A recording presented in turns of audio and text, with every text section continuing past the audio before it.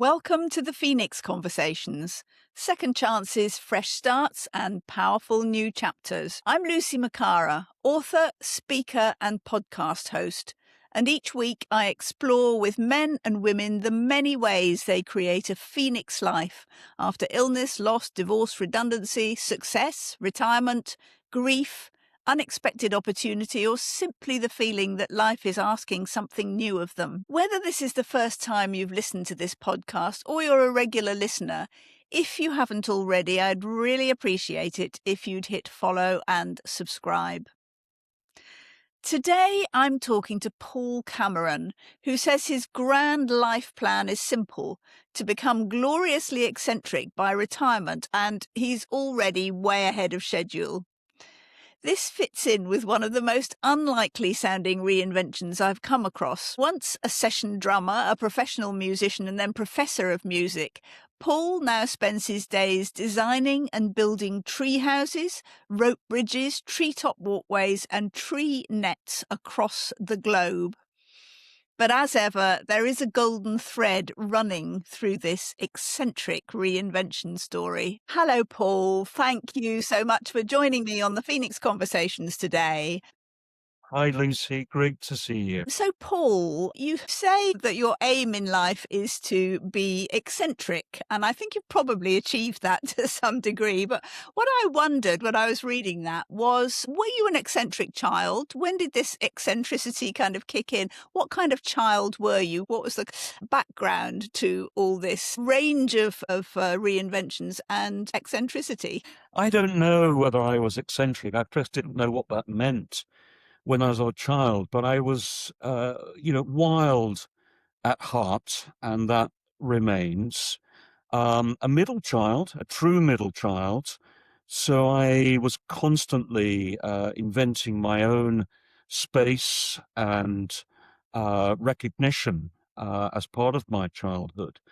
But I had a marvelous childhood, and one of the most significant events that has triggered a lot of what's happened since was early piano lessons. Mum and Dad were keen that all three of us learned the piano, so that really triggered a relationship with music and performance and creativity from a very early age.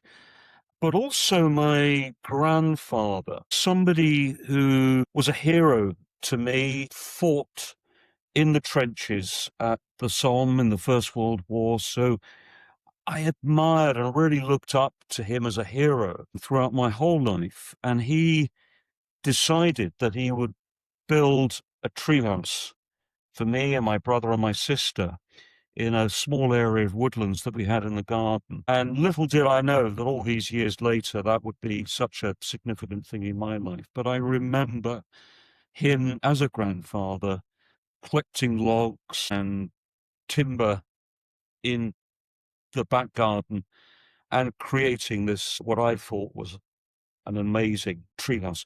Of course, it was very simple, very handmade, very handcrafted, and those are all values that remain very much part of how we do business these days. But those values of grandfather crafting a treehouse for grandchildren, super significant. And I guess because we had a treehouse, we had the most amazing childhood, full of play and imagination and creativity. And I think those are significant values that sit underneath that word eccentric. We could play, we could pretend. Our treehouse could be a cafe one day, it could be a castle the next day, it could be a mansion the third day, it could be somewhere where a king meets a queen, or whether we played tricks and jokes on each other. So much of my childhood was embedded in that treehouse that my grandfather built for us. That's amazing. Both the music and the treehouse and the space, the imaginative, creative space are what have run through and informed your whole life, I suppose. I was looking for a thread and I think we've already found it, and in your childhood. Yeah, I mean, it remains to this day, but that relationship of just pure creativity, improvisation, playtime at the piano, where once you've learnt some structure, some formation, some framework you can play at the piano in something that we now know to be improvisation. And for me, that's what childhood play is all about. So when we allow children to improvise, um, children are amazing at this thing called pretend. And it's something that we tend to lose, I think, as we become grown-ups. That ability to pretend, it's almost like a muscle that needs to be used. But children have that so instinctively. We all remember the cardboard box we were given to play in, and that cardboard box becomes a Grand Prix car or it becomes a spaceship. All those things, and all of that is held in the imagination, and that's abundant, true abundance in children instinctively. And as we reach this thing called adulthood, I'm not too sure I'm totally there. I really think I am. And as we sort of reach this stage of adulthood, I think we lose some of that ability, that muscle memory, and that imaginative space to pretend. Of us with it's kind of forced out of us with the realities of having to earn money and get jobs and things like that. But you went to the Royal College of Music, so you didn't lose your creativity in terms of education. No, absolutely. I mean, it was sort of chosen for me. I mean, I did an audition and they offered me a place. And at that age and at that time in my life, I was keen through my school days to be a vet. My father was a vet. And sort of educationally, that's where I was heading, but I wasn't very clever. I couldn't get the number of A levels at the grade that was needed. But from the age of 10, I'd also taken on playing the drums. And by chance, Lucy, it's amazing how these events happen and you look back at why these things happen. But I went to a standard comprehensive school. It had a really fantastic music department. But for the whole of the 7 years I was at comprehensive school, big school, 1,200 pupils, for 7 years, I was the only drummer in that school. They didn't teach drums there, but I was in everything. I was in orchestra, I was in brass band, I was in the shows, I was in punk bands as they emerged in the late 70s. I was in heavy metal bands. I was just in everything. So it seemed quite natural to do an audition for the Royal College of Music, and they offered me a place. And that shifted my focus to being a professional drummer, and I emerged out of the Royal College of Music straight into the big wide world of being a session drummer, and was within a successful career as a musician and musical director for 22 years. And you became a professor of music as well. So I really take issue with you saying I wasn't clever enough, to be a vet. You are obviously very clever. Becoming a professor is not a kind of unacademic role either. So how did that come about? From punk to Well, professor? absolutely. I was offered a role at the Royal Military School of Music, where I was professor of music, focused on percussion, and also, Lucy, with the Royal Marines School of Music. In both cases, looking after the percussionists in the band, but also at the Royal Marines, looking after the drum corps, which I think we all see as a world-class extension of performance, the Royal Marines with the white helmets and the drum corps at the front of the band. So amazing years. I did all of that alongside performing in London's West End with the London Symphony Orchestra, with the Royal Opera House. I did 22 shows at the Royal National Theatre. I was musical director in the opening season at the Globe, Shakespeare's Globe in London. So, formidable musical career, films, TV, but at the same time, teaching creativity, teaching performance, teaching moments of excellence. um, to drummers and percussionists at the Royal Military Schools of Music. So really a remarkable career that just evolved in front of me, and I loved it. It was a wonderful space. But forever, through the whole of that 22 years, I was no more than 2 weeks away from having nothing in my diary. It's an incredibly Uncertain unstructured kind of career. way of Yeah. life. Yeah, it is like it is for actors and dancers and so many. So in so many ways, Lucy, I was also learning how to be an entrepreneur, how to be different. And I've, I realized very quickly that the way that I continue to always be in work, I was never out of work as a musician. And that was mostly because of what I did that was different to other people, the way that I played the drums, the way that I approached performance and creativity. And that, of course, has become such a significant business lesson in the years. How would you characterize that difference? Did you play differently? Did you perform differently, think differently in a kind of way that you can actually describe? Or was it just kind of random different behaviors that took you through?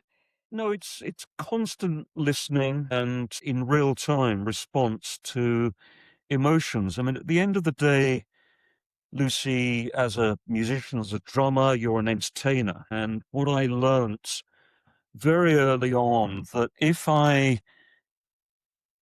let's just look at a rock band situation as the analogy, if I make the singer sound amazing through my playing, as the drummer at the back of the band, if I play in a way that makes the singer sound amazing and therefore makes the audience want to stand up out of their seats and dance and clap and sing along, then my job as a drummer is successful. The singer is going to ask me back. I had another week's work next week, and the week after, because the singer would ask me back because I've made her or him sound amazing.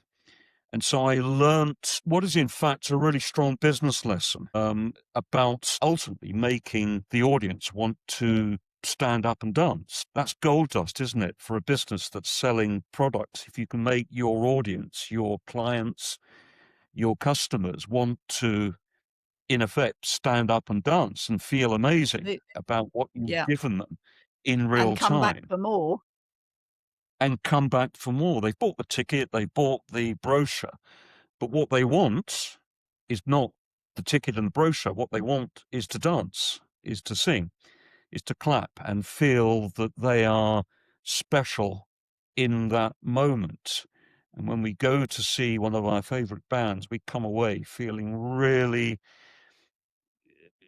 personal, personally connected to that performance. You might have been there with 10,000 other people, but you feel that the band or the singer, or indeed the orchestra or the opera, has spoken to you directly. And that's what made you stand up in your seat and clap and sing along. And that's so important with Treehouses. We take our clients from wish list to wow factor. So for me, Well, it's the same. let's just stop Yeah, of there a minute course. because we've suddenly leapt into tree houses, and that's that's the amazing reinvention I want to get to. Well, there it So is. I just Yeah. want to track back a bit about, because obviously that way of working, listening and making the client in a way, whether that's the singer or the audience or both ideally, that Yes. is one really massive entrepreneurial lesson. What other entrepreneurial lessons do you think you learnt from being a performer? Because all performers are essentially entrepreneurs selling their own themselves as a business. Selling their own voice. It's a very personal thing as a musician. Many business people don't get that personal, but I stand up with the London Symphony Orchestra at the Royal Albert Hall in a prom concert playing Mahler's Second Symphony, I stand up with my tail suit and pick up a pair of cymbals and put a cymbal crash into that symphony that means so much to the audience. It's a climax, and it's what the symphony has been building towards. But it's hugely personal and hugely decisive. I can't possibly say in that moment, "Oh, hang on, I'm not quite ready. Can we come back to this?" Or "I'm a beat early." None of that can happen. It has to be total commitment to the emotional impact of what I deliver in that moment. So therefore is probably the most important business lesson that I learnt in playing that pair of cymbals in Mahler's Second Symphony, is that moment of excellence. And that's not to be perfectionist or to chase perfection in what we do. It's simply a knowledge that what you deliver in the moment, in a precise moment, needs to be delivered with excellence, and you prepare. And sometimes there's a degree of muscle memory with that. There's certainly a lot of practice in the studio ahead of that to practice all of those skills. But all of those skills are a combination of listening, awareness of the room that you're playing into, awareness of what the conductor is, or the singer at the front of the band is perhaps not directly asking of you, but they're pulling into your heart. They're wanting an emotional expression, and that's so important. All of that comes to a delivery point, either as the drummer in a rock band, when you deliver a groove and a rhythm and you framework that in a way that makes the singer sound amazing. It might be something very simple, that looks very simple, when it's in the drum tutor or on a manuscript in front of you. The single cymbal note in a Mahler symphony is simply that, a single note on a page after a lot of bars rest. So it looks very unglamorous on the page. It's just a written note, a minim, a crotchet, a quaver. Very simple. So it looks, the instruction, the written instruction on the manuscript is ever so simple. But the complexity of what you deliver in that moment needs to be delivered in what I describe as a moment of excellence. So I built my career in music on a whole series of moments of excellence, singular moments that are delivered with exceptional delivery and excellence when it matters. When the green light comes on in the studio, it's delivered. That's wonderful. And it sounds like you got an enormous amount of satisfaction from all aspects of that musical career. So what was the change that took you from music to treehouses? Two boys. I had two young boys, Elliot and Charlie, and like so many dads, I wanted to build them a treehouse. That, of course, had come from what my grandfather had built for me as a child. So the instinct and that heartfelt wish was there as a dad. I am not a carpenter. I'm not an engineer. I'm a drummer. But of course, Lucy, given what I've just explained to you, I couldn't do the treehouse for my two boys with anything other than a moment of excellence. I was in a place of creativity and improvisation, all within a moment of excellence every time I performed. And all of that emerged in the treehouse, and it became 3 treehouses that I built for my two boys. And I think at the same time, I was discovering a new passion, a new source of passion and creativity and delivery. I just love the experience. I love creating. I'd spent a lot of time in theatre and in film. So I was wrapped for 22 years in deep creativity, and I could see all of this going on around me and how music related to that. And so the boys had probably quite simple tree houses because it was bits of wood nailed together. by somebody who's not a carpenter, but it was packed with ideas and imagination and creativity. And I could see in my two boys that they were getting, and I was giving them, the same or similar childhood that I'd had wrapped around this treehouse. So you built tree houses for your children. That's wonderful, but not perhaps extraordinary. Sure. But then you've turned it into this amazing business. So how did that happen? How did you move from personal domestic tree houses to this extraordinary international business that you've developed? There's a light bulb moment for me that's significant where I was wandering around one year, 24 years ago, at the Ideal Home Show in London, a consumer show. And I wasn't really wishing to buy anything.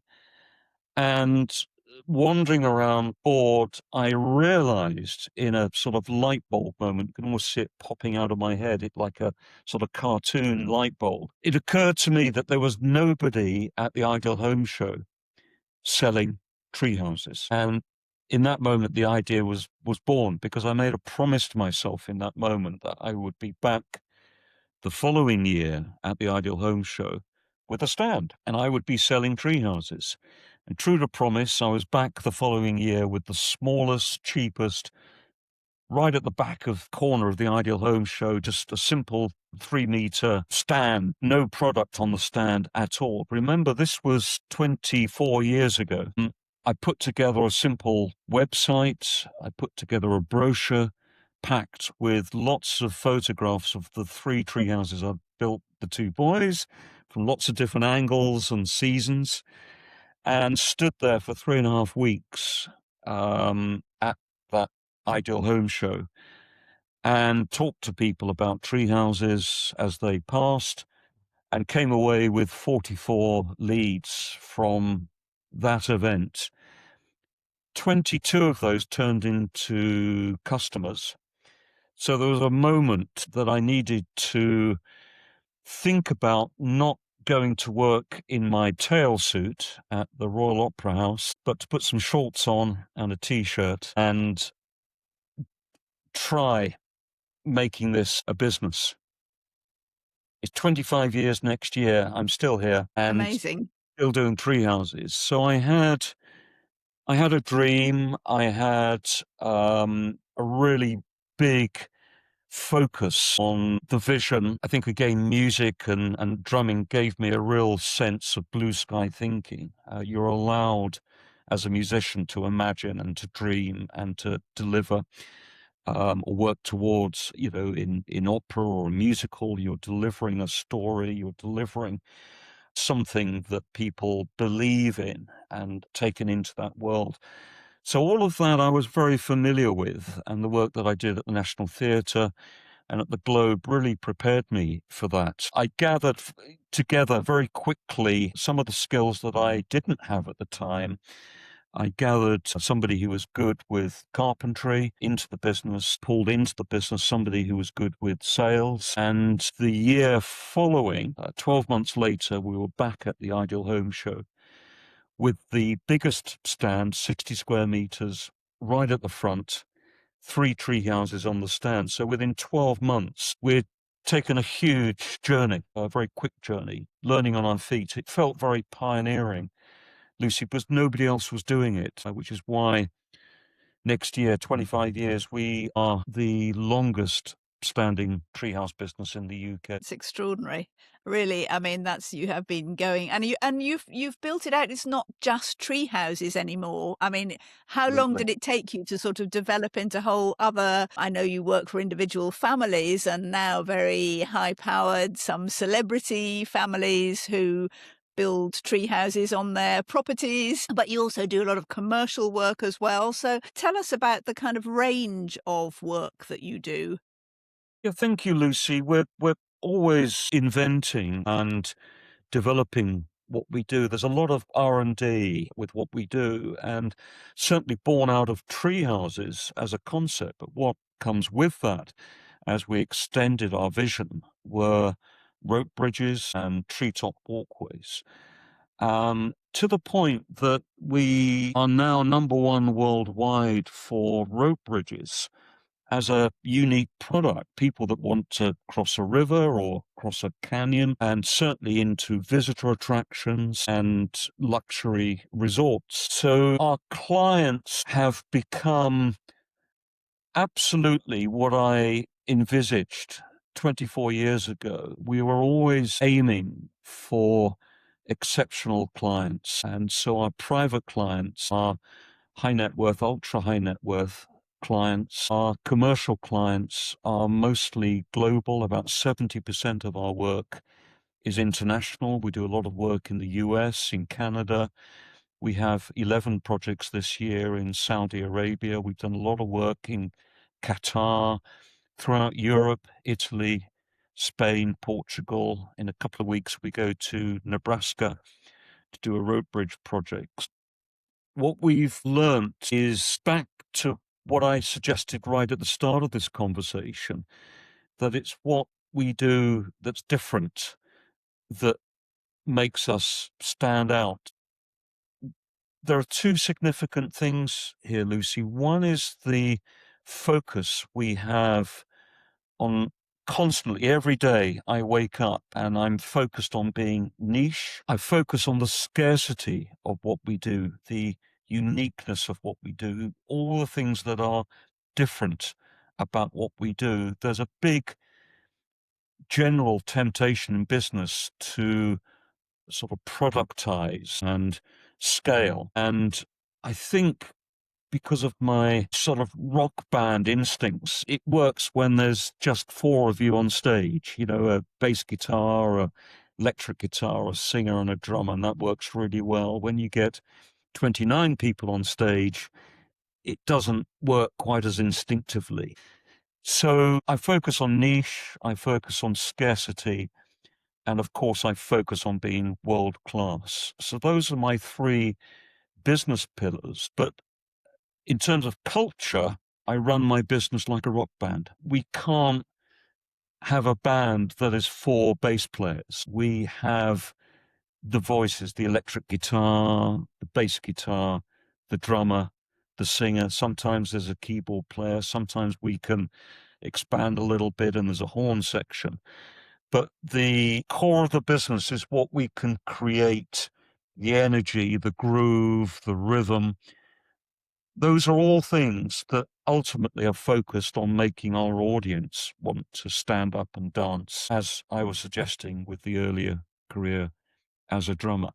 All of that for me is the same muscle, the same instinct. Many people ask me, how on earth does a drummer become a treehouse man? But for me, it's exactly the same. It's the same muscle, the same instinct. It's that wish list to wow factor delivery that means that we can achieve what we do. When we do a treehouse project, it's a performance, and it makes our clients want to dance and play. It's a lovely analogy. And do you still see yourself as the drummer in your treehouse band? Are you the one keeping the beat and doing the explosive moments right on time? Is that still your role? It's a great question, and you're so instinctive to spot that. Absolutely. I create this thing called groove, and I guess businesses refer to it as culture within a business. But for me, it's groove.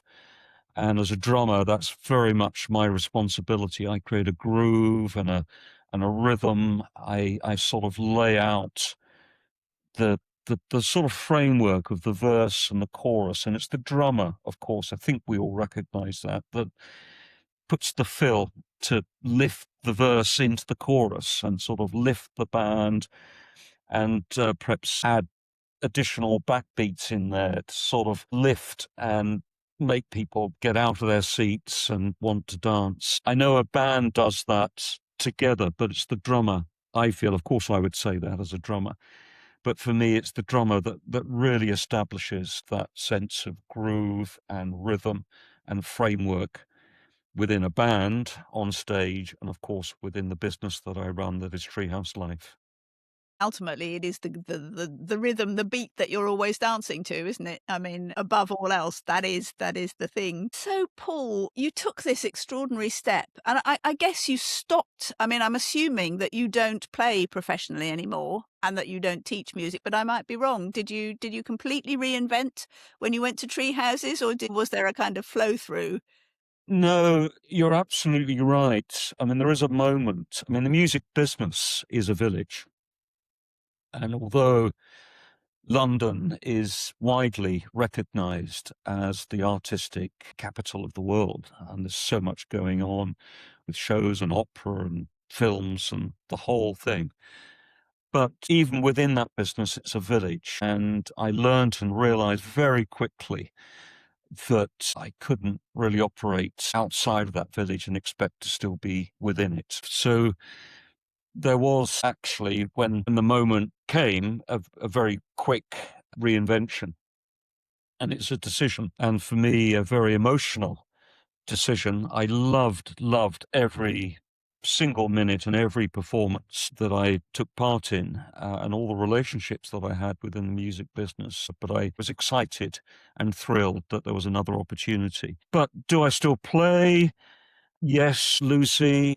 I have met now colleagues who are in business, fellow founders, fellow entrepreneurs. And when I get chatting to them in a business networking scenario, they can quickly discover if they play a musical instrument. And if they can, they're in my band. So we have a rock band, and the rock band are people who are founders and entrepreneurs, 9 to 5, but we get together on a Friday evening and we have a jam session. And that's all it is. We don't, we talk about our world tour, we talk about our next album, and that's just chat. It's just us, pretending. Back to my earlier discussion, we're still pretending, but we have a jam session and we play some Rolling Stones and we play some Led Zeppelin and whatever we fancy. So I do play and I love every second. Of course, muscle memory, it's like riding a bike, being able to play the drums once I sit at the drums. Everything, I promise you, is there. How I listen, how I interpret, how I play, how I set up that groove.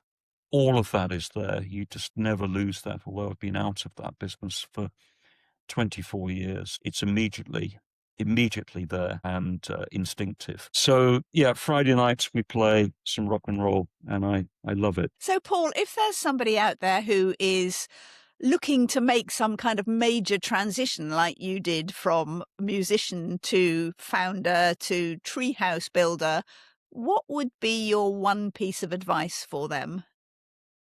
Belief, what got you to the success of the earlier career or the earlier stage that you're at will be the same journey that you can take next time round. Of course, you will encounter all sorts of entrepreneurial and founder and business challenges. All of those are very real.